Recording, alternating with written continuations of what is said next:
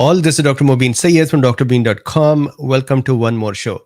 So the discussion today is another Qatari study, beautiful, fascinating data, and the data that I was looking for some time as well. And that was if somebody is infected with Omicron, what is their protection from reinfection? That is a study from Qatar. And if you're wondering why Qatari studies are coming so fast and so rapidly, the reason for that is number one, their population is less.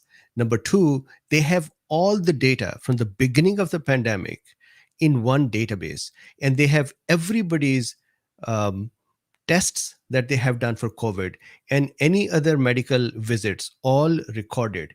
So what they have done is, I was reading their paper today and they mentioned it. What they have done is that within that population database, they have already created cohorts of saying this is this age, this is this sex, this is this comorbidity, this is this nationality. And so it is easy for them to quickly pull data from various cohorts and compare them and do analysis on them. So I think we should continue to look for more studies coming from there. The only thing is they say it in their own studies that their data is not generalizable because they are predominantly younger population. 30 years of age is their average, and only 9% of the population is more than 50. So it may not be generalizable to others. So let's start. This is a beautiful study. I loved it. So these are our gifts for humanity. They're continuing. The important thing, so this is a link in the description for drbeen.com. If you like these lectures or talks, and if you wanted to have access to more premium lectures, there is a link in the description of this video. And the important thing is, my team has asked me to change the price because they think it causes a perception problem. So this is the last day and the weekend that we will keep this price. From Monday, the price will change. So if you wanted to take advantage, this is a one-time payment. It is not recurring, and we will go from there. Now, here is the study. The study is protection of SARS-CoV-2 natural infection against reinfection with the Omicron BA.4 or BA.5 variant. Let's look at this study.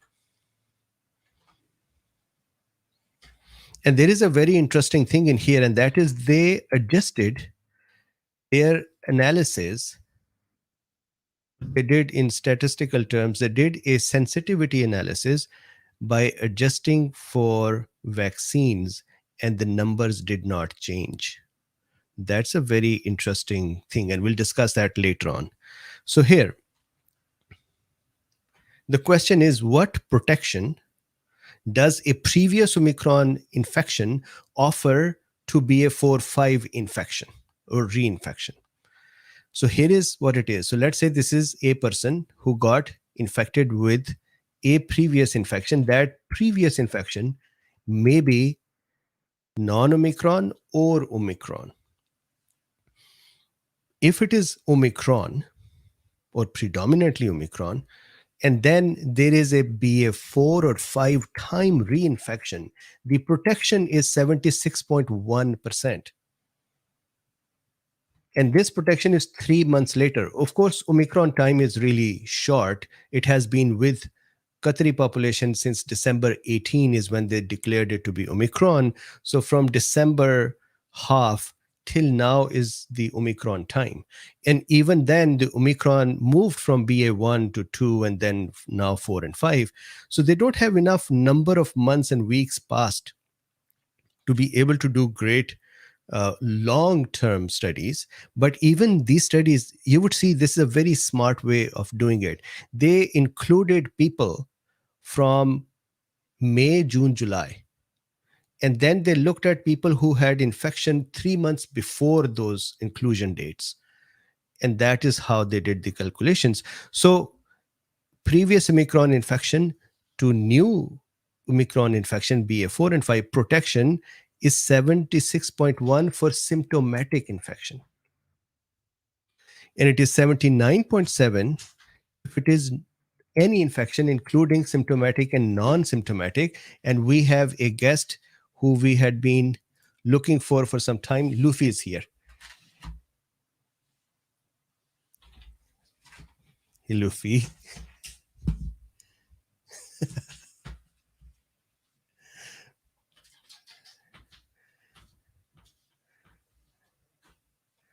So Luffy was here. He was actually outside. I had requested my wife that if he visits, please bring him in. So he was in.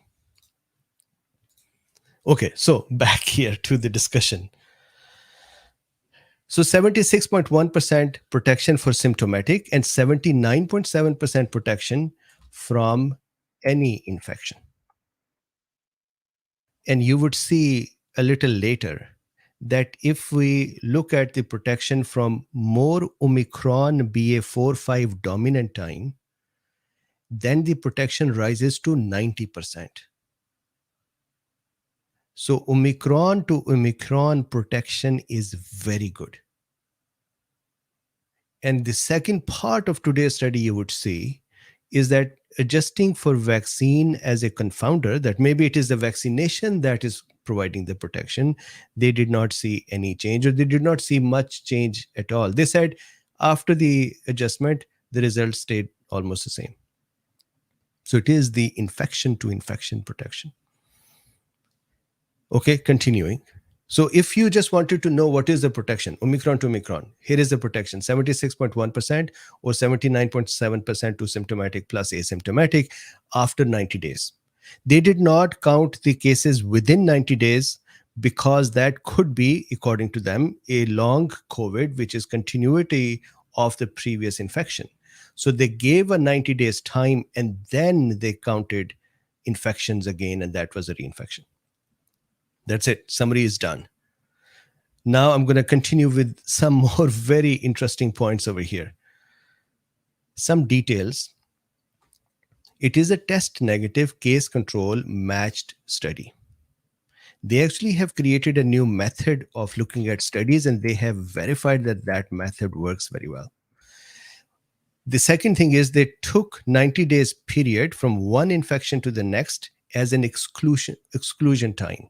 So they took infection, people who had infections or not infections, but they were in May, June, and July time.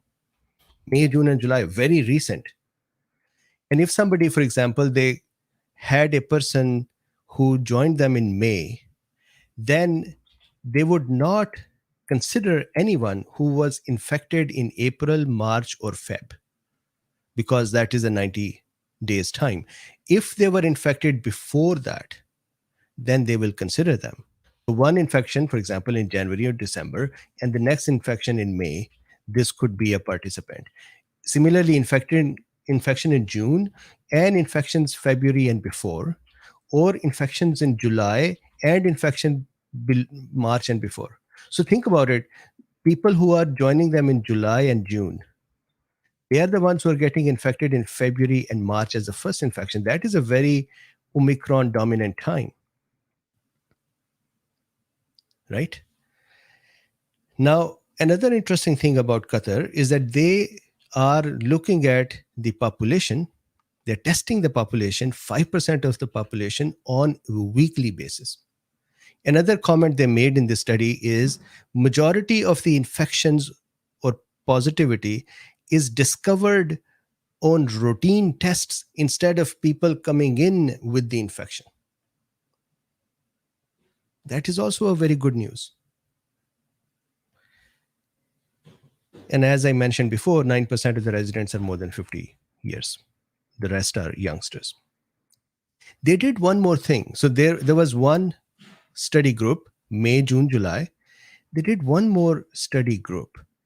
That was only June 8 to July 4th. Very tiny study group. Why?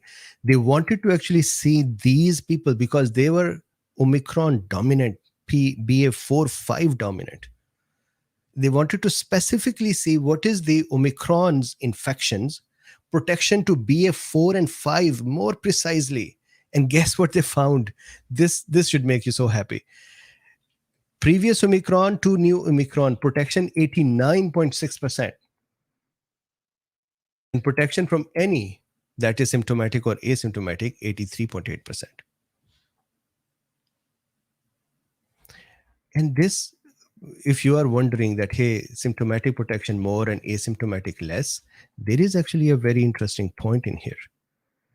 That is, if reinfections are occurring, they are asymptomatic, that majority is increasing, which if it keeps happening, then we would end up with a virus that would be so human friendly that we would not even know when some infection would occur, and we'll get a few coughs or for a few days, maybe sniffles, and done. So this is a very interesting tilt that you are seeing. Protection for symptomatic, about 90%. Protection for any, about 83.8%. That means asymptomatic infections are occurring. Now, still, what is to be seen is the long COVID. So that, I believe, those studies would be coming out soon as well, at least some conjectures. Now, this period, July 8th, June 8th to July 4th, was it 8th or 18th? Yeah, 8th. June 8th to July 4th. This period, the previous infection time was also predominantly towards Omicron. So this is exciting. Now, what did this study do in addition to all of this? That was vaccine adjustment. For example, one could say over here, and I know that some of the folks who would not watch this whole video would just look at the title or initial few minutes. They would put this comment that, well, this is all attributable to vaccine. Here, let me show you something very interesting to those who are still here. If I search for status, that is really vaccination status. Actually, more than that, let's say.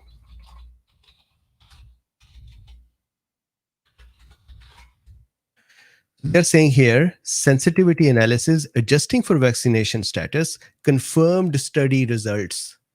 So sensitivity analyses are usually done to make sure that any confounding factor is not mixing in and influencing the results. So if I quickly show you the definition of the sensitivity analysis, if you see here,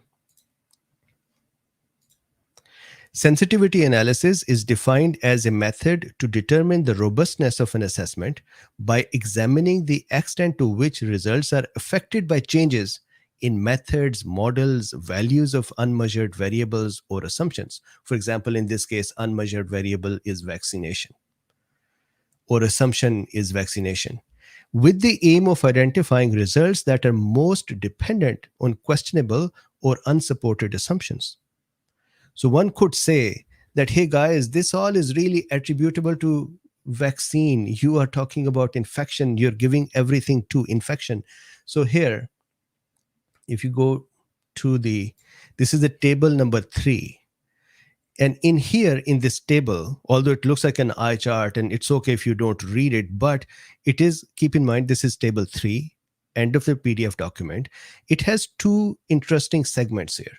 This is analysis with SGTF status, or normal analysis without considering the vaccine. But down here they say sensitivity analysis adjusting for vaccination status in conditional logistic regression. So this data is by adjusting for vaccination. So if vaccination was a factor, it would have skewed the data, and they would have put that over here and said, oh, so sorry, the vaccine was the one that was actually doing it. Or maybe they would not even have printed this study because the vaccine would have come in as a confounder and would have influenced the results. So check this out. I'm going to read some results with vaccine analysis adjusted or without. For example, pre-Omicron infection to Omicron protection, 15.1. This is the top line here. After vaccine adjustment, 14.9. So not 15.1 to 14.9. Then Omicron previous infection to Omicron BA.4, BA.5 infection. 76.1% protection, 76.1% protection. The 54.9 to 87.3 is the confidence interval. Here it is 54.9 to 87.3 as well. And if you see, majority of the numbers appear the same way. For example, another number that is interesting is this one: Omicron previous infection to BA.4 and 5, any infection that is symptomatic and asymptomatic, protection is 89.6%. And if you see down here, protection is 89.6%. This is sensitivity analysis adjusting for vaccination. And the difference is almost in point here and point there. So again, to iterate, vaccines have their benefit for severe disease. They do not have any benefit for reinfection. Actually, it was funny. Remember that Veterans Hospital study? I have it open over here. So the lead researcher here, Ali, he says over here, getting COVID-19, even among vaccinated people, seems almost unavoidable nowadays, said Ali, noting that 8 to 12% of vaccinated people with breakthrough infections may develop long COVID. Our current approach will likely leave a large number of people with chronic and potentially disabling conditions that have no treatments. Who is wrong in there? There are treatments, but still he is right that there is a problem here. This will not only affect people's health, but their ability to work, life expectancy, economic productivity, and social well-being or societal well-being. We need to have a candid national conversation about the consequences of our current approach. These messages are now becoming mainstream. Okay, back here. And what are the possible approaches? Such protective layers could include nasal vaccines that are more convenient. Actually, GIT-based vaccines are not only more convenient, they produce more IgAs as well, which is what we need, or potent than current shots, or other types of vaccines, or drugs aimed at minimizing the risk of long COVID. So, back here, vaccines did not change the results in simple terms. Now, severity isn't assessed here. And why is not assessed? They said there were so few people who became severe that there was no comparison analysis possible. So that was not done. However, I have done those discussions from other Qatari studies in the previous days. I would actually show one of that study now as well, just to complete this talk. Then duration of protection in this study is also not done. This study is not about duration of protection or the severity. This is more about protection from reinfection. However, in my last 2 or 3 studies, I did discuss the duration of protection. Previous infection goes for 15 months and then declines to 10% or low protection if it is previous infection for something else to Omicron. But if it was Delta to Delta, remember that was 32 months compared to vaccines, which are 3 months, and then they drop below 10%. Vaccine effectiveness isn't studied in this study. However, they did do the sensitivity analysis, adjusting for the vaccine to make sure that vaccine was not a huge confounding factor. Now, last few points. This question may be in our mind that, hey, how long is the protection? So this study had looked at 90 days and beyond. So that's a good protection time with 90% protection. So that's good. Now, the previous Qatari study had seen it to be months and months and months from severe, for example. This is a different study for vaccines, and I presented it before. 2 doses negligible. Let me actually show it before people call me anti-science.